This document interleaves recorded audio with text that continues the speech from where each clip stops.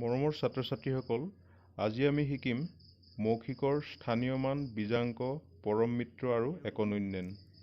তোমালোকে এতিয়া চোৱা, মৌখিকৰ যি দ্বিতীয় গোট পৰীক্ষাত আহিবলগীয়া মই চিলেবাছ দিছিলোঁ, অনুশীলনী 16 স্থানীয় মান অনুসৰি ভাঙা। আমি অনুশীলনী 16টো প্ৰথম লৈছোঁ, তাতে তোমালোকৰ 6 নম্বৰটো সমাধান কৰি দিম। এতিয়া কি কৰিবলৈ দিছে? স্থানীয় মান অনুসৰি ভাঙা। তো আমি গণিতত পাই আহিছোঁ স্থানীয় মান অনুসৰি ভাঙা অংক। তো কি কৰিব লাগিব? আমি এই সংখ্যাটো 4টা অংকৰ আছে, হয়নে?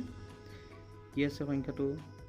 আমি চাই কৈ দিব পাৰিম। 4টা অংক আছে, হয়নে? 6300 কিমান আছে? 27। তো আমি প্ৰথম 6ৰ স্থানীয় মান, যিটো প্ৰথমে আছে অংকটো, 6ৰ স্থানীয় মান কিমান হ'ব? 6000। এতিয়া আমি প্ৰথম কি লিখিম? 6000 লিখিব লাগিব।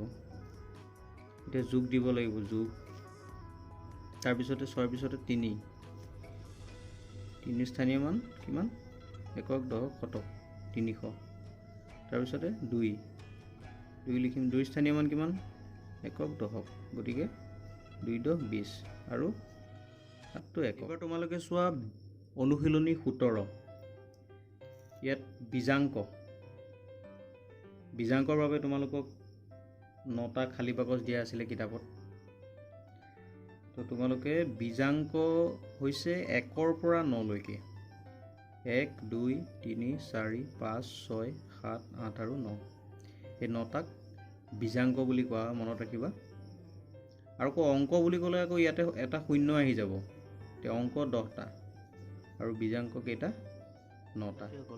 এতিয়া তোমালোকে চোৱা পৰম মিত্ৰ। বহুতে সুধি আছিলে পৰম মিত্ৰটো বুজি পোৱা নাই বুলি। পৰম মিত্ৰ মানে কি হৈছে, এইকেইটা আমি উদাহৰণ লৈ লওঁ। এতিয়া 2ৰ পৰম মিত্ৰ সুধিছে। 2ৰ পৰম মিত্ৰ যদি আমি উত্তৰ লিখিবলৈ যাওঁ, কি হ'ব? ইয়াতে 8। 5ৰ পৰম মিত্ৰ কিমান হ'ব? 5। 7ৰ পৰম মিত্ৰ 3। 9ৰ পৰম মিত্ৰ 1।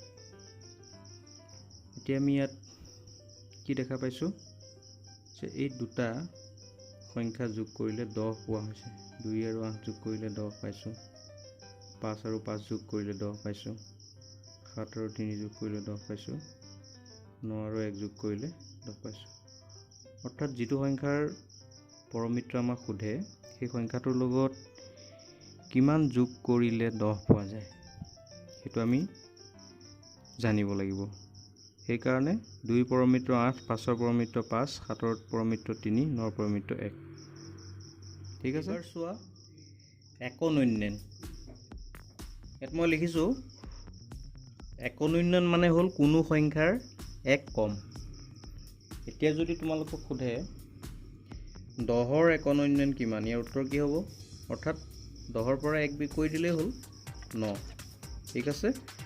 তো যদি সোধে তোমালোকক 16ৰ একনৈন্যন কিমান, অৰ্থাৎ 16ৰ পৰা 1 কমাই দিলেই হ'ল 15, হয়নে? তো তোমালোকে মনত ৰাখিবা, আকৌ যদি 20ৰ একনৈন্যন সোধে কিমান হ'ব? 19 হ'ব। ঠিক আছে? গতিকে কোনো টান নহয়। একনৈন্যন মানে হ'ল কোনো সংখ্যাৰ 1 কম, এইটো মনত ৰাখিলেই হ'ল।